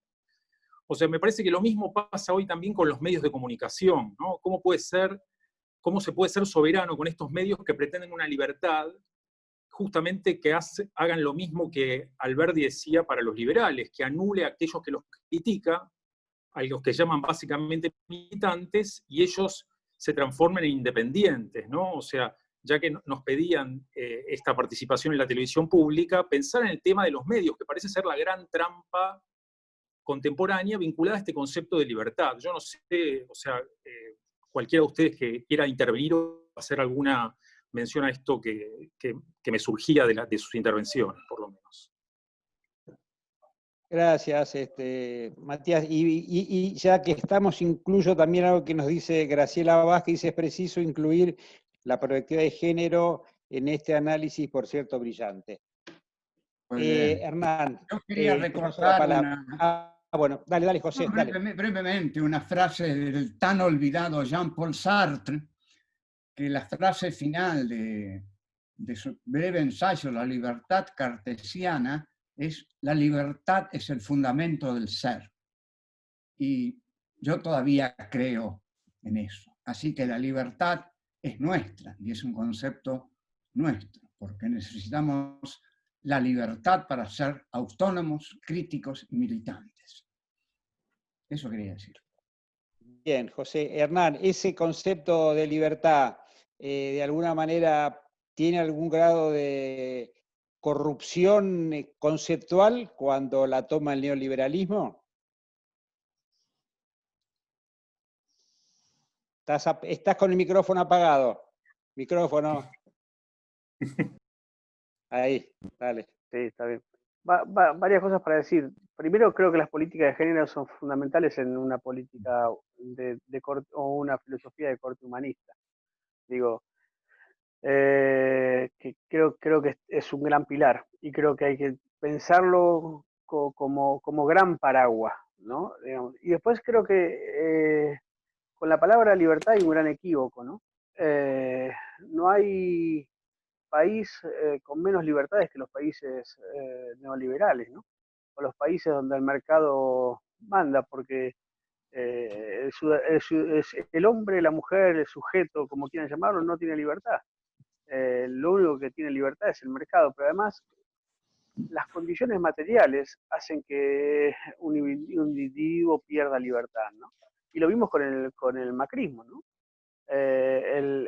Los hombres y las mujeres perdieron libertad de irse de vacaciones, perdieron la libertad de poder ir a cenar afuera, perdieron la libertad de poder pagar el gimnasio, porque estaban obligados a pagar los precios del mercado del gas y de la luz, ¿no? Pero pareciera que la libertad del ciudadano común, la libertad del individuo común no cuenta, ¿no? Que solamente cuenta la libertad de quien tiene voz para imponer su propia libertad, ¿no?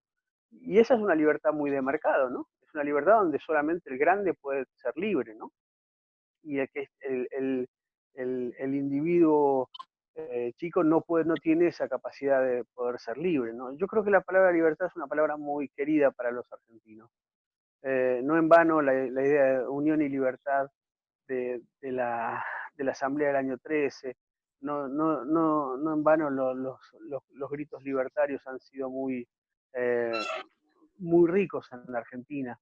Eh, pero creo que hay y Alberti lo dice muy bien, hay una apropiación de la palabra libertad por parte del liberalismo, y yo creo que el nacionalismo popular se la ha regalado. Creo que en algún punto ha confundido esa libertad que reclamaban los liberales, se ha confundido y se las ha dejado a ellos. Cuando los grandes próceres, por decirlo de alguna manera, los grandes hombres y mujeres de la Argentina nacional y popular han sido hombres muy liberales y muy libertarios, y me refiero a Artigas, me refiero a Dorrego, me refiero a San Martín, me refiero a Belgrano, me refiero a Castelli, me refiero a Bernardo de Monteagudo, hombres que han trabajado mucho la cuestión de la libertad, y el propio Alberdi, ya que lo citamos, que es uno de los... Alberdi es uno de mis contradictorios preferidos. Planteo esto porque esa palabra libertad, nosotros en el siglo XX, el movimiento nacional y popular de alguna manera la ha tomado, o el pudor la ha llevado a que nosotros no la tomemos, ¿no? Y yo creo que Rinesi trabaja mucho esta lógica de que hay que recuperar esos valores perdidos de algunos aspectos del liberalismo, del republicanismo. Y yo creo que es muy acertado eso que plantea, ¿no? Yo creo que la libertad tiene que estar, la tenemos que poner de nuestro lado, ¿no? Hay que agarrarla de la solapa y traerla de nuestro lado de nuevo, porque cuando la libertad la reclaman las grandes corporaciones, incluye al pequeño hombre y mujer común que siente que su libertad también puede ser empeñada, ¿no? Y cuando nosotros no interpelamos esa libertad, perdemos también a ese hombre o a esa mujer que como dice José Pablo recién, ¿no? La libertad es una de las virtudes de la existencia, ¿no? Yo creo que eso es muy interesante para plantearlo. Bueno, Sartre decía que el existencialismo también era un humanismo, ¿no? Y el marxismo también es un humanismo, ¿no? Y el cristianismo también es un humanismo.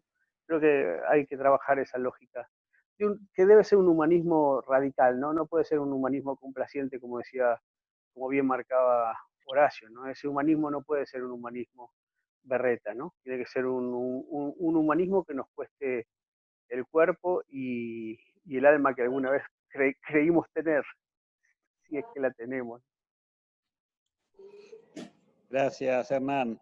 Alicia, por favor, tus reflexiones de cierre. Muy brevemente, porque me parece que se han dicho ya muchas cosas y en muchos niveles y muy interesantes. De paso, mi hija que está escuchando la conversación les agradece que hayan tomado el tema que anoche la desveló y la indignó y la hizo llorar. No, de verdad no la podía consolar, porque era como haber percibido el límite de la decadencia humana, de la maldad y de percibir. Es la ciudad donde nosotros vivimos, ¿no? Y nos obliga a una reflexión muy seria sobre en qué sociedad queremos vivir, en qué sociedad permitimos que se viva. Así que bueno, les traslado ese agradecimiento de una joven indignada y afligida. La libertad, bueno, no voy a teorizar sobre la libertad porque acá entre nosotros hay varios teóricos que han citado a otros teóricos y está todo dicho, pero sí me molesta bastante cuando la libertad es tomada por esos grupúsculos como de derecha, las reuniones esas entre Vargas Llosa, qué lástima Vargas Llosa, ¿no? Porque fue un buen escritor, ¿no? Pero qué lástima, ¿no? Qué modo de arruinar su prestigio, su vida, su influencia. Termina siendo un mamarracho expuesto como un fetiche de la cultura liberal.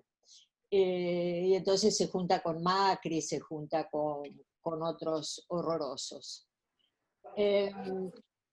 Me parece que lo que nosotros podemos hacer acá y ahora es dar ejemplos de qué es lo que consideramos la libertad, ¿no? Y en ese sentido yo vuelvo a creer que el pensamiento crítico, yo en los años nosotros todos somos activistas políticos porque queremos intervenir en la política, ese es nuestro deseo, no solo hablar de política.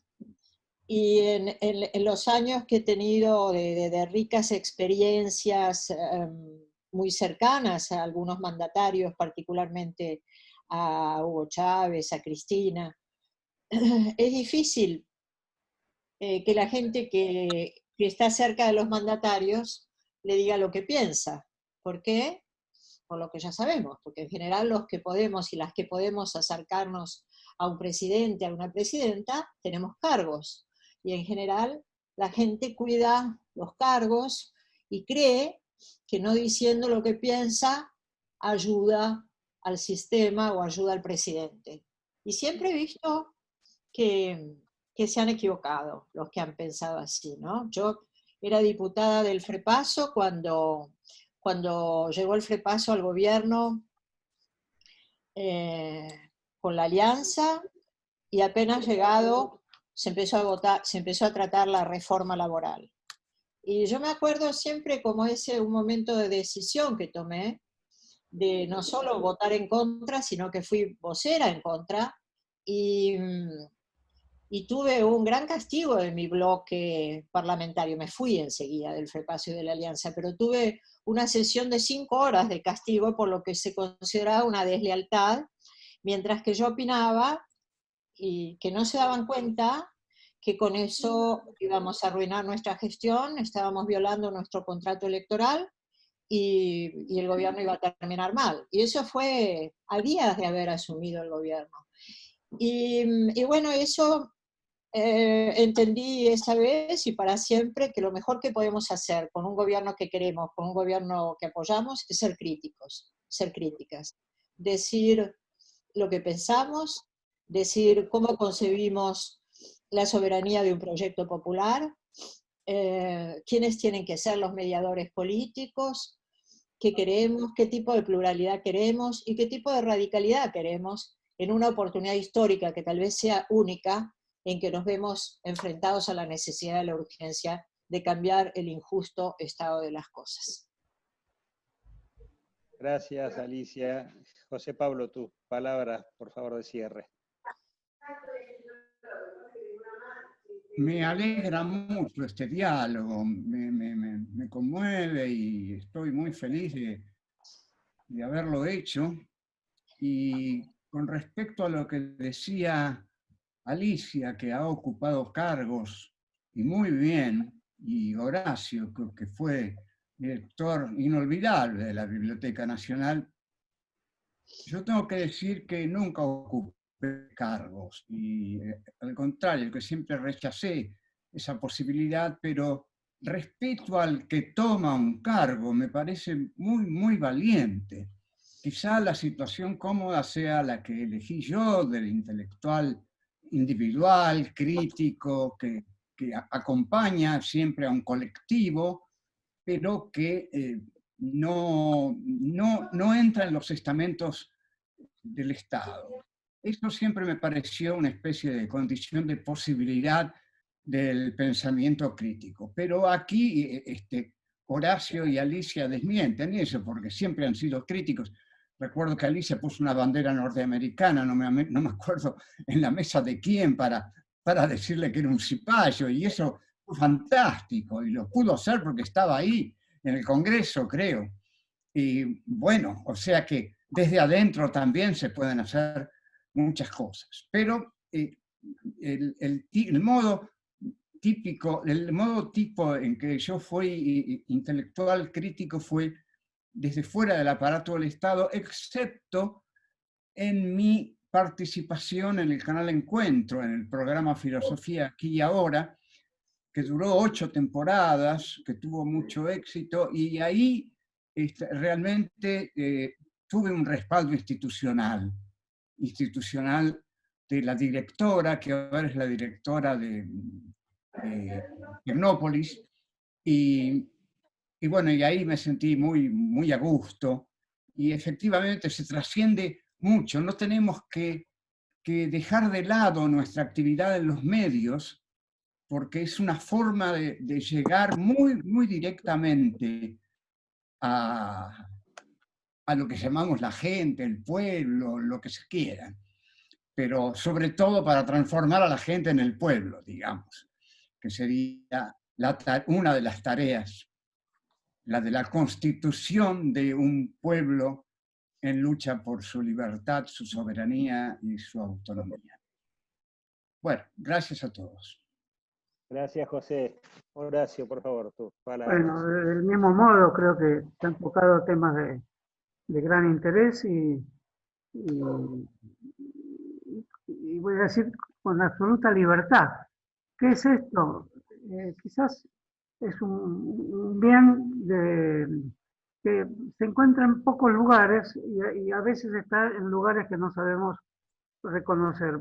Por eso tiene la versatilidad de poder estar fuera del Estado, y cuando está dentro del Estado se precisa alguna situación especial, creo que el kirchnerismo de algún modo la proporcionó, para abrir fisuras donde un modo de remover lo que el Estado tiene de ritualismo, de persistencia de sus protocolos, como se dice hoy, que es la palabra más empleada. Le temo a esa palabra si sigue después de la pandemia, ¿no? Que haya protocolos para cualquier tipo de acción. Si hay protocolos para cualquier tipo de acción, la libertad sufre ahí. Ahora, una libertad absoluta, como dije, también es difícil encontrarla, excepto en el anacoreta, en el caminante solitario, en el que burla las condiciones sociales para apartarse de ellas y vivir de otra manera, ¿no? Henri Thoreau, por ejemplo. Pero eso termina fundando un liberalismo de mercado.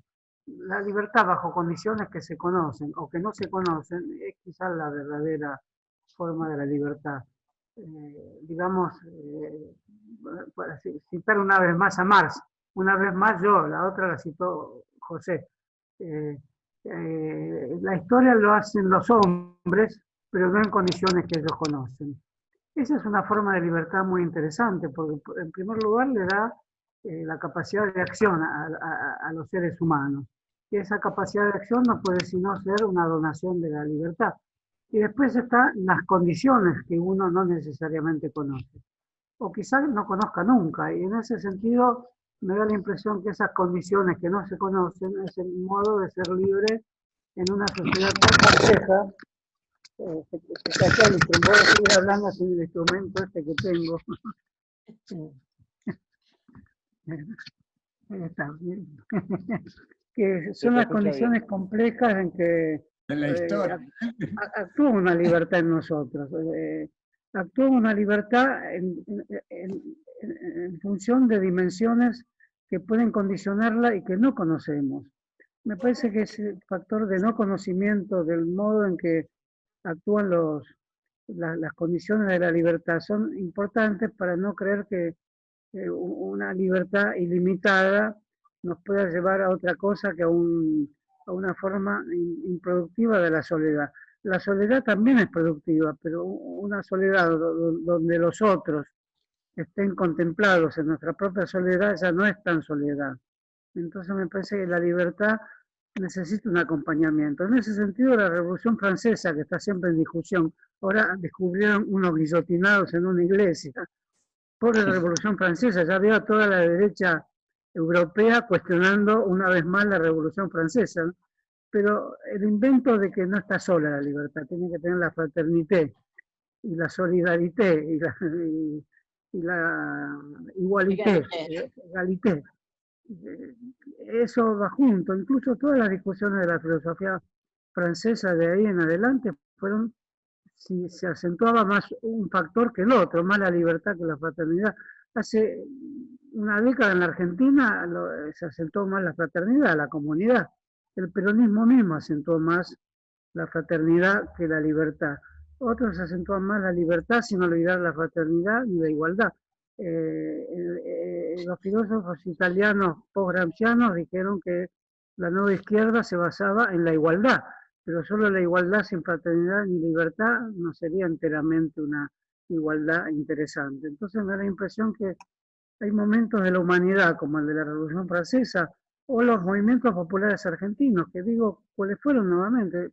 Irigoyenismo, peronismo, socialismo, izquierdas.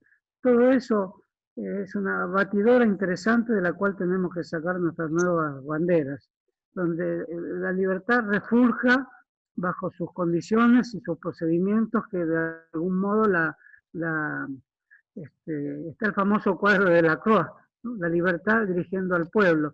Bueno, esa alegoría también es una suerte de condición. Tenemos que construir nuestras propias alegorías para la fraternidad y para la igualdad también. Ese trío, ese trípode es el que puede dirigir al pueblo. Gracias, Horacio. Quiero agradecerle profundamente a todos.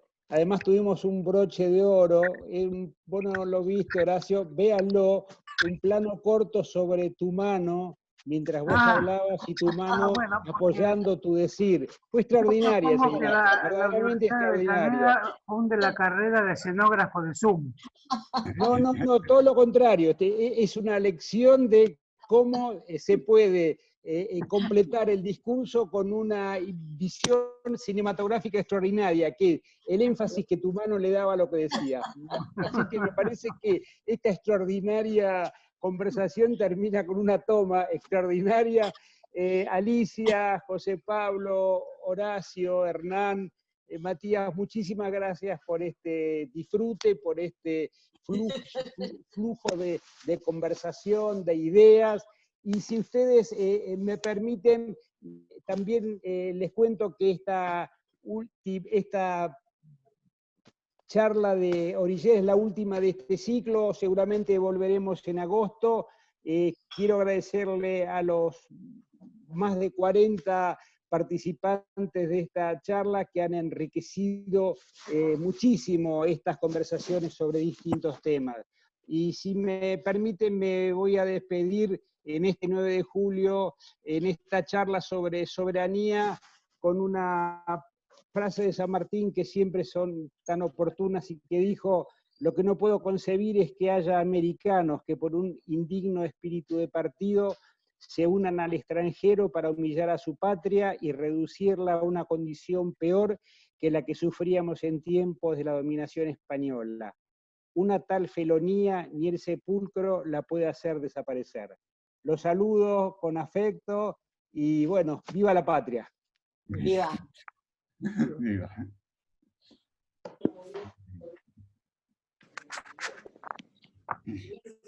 Bueno, buenas tardes a todos y muchas gracias a la universidad, a Rodolfo. Gracias, Rodolfo. Buenas tardes a todos. Gracias. Un placer. Hasta pronto. Bueno, muchas gracias. Un abrazo para todos. Ok. Bebito también. Bueno, Gracias a chao. Matías también.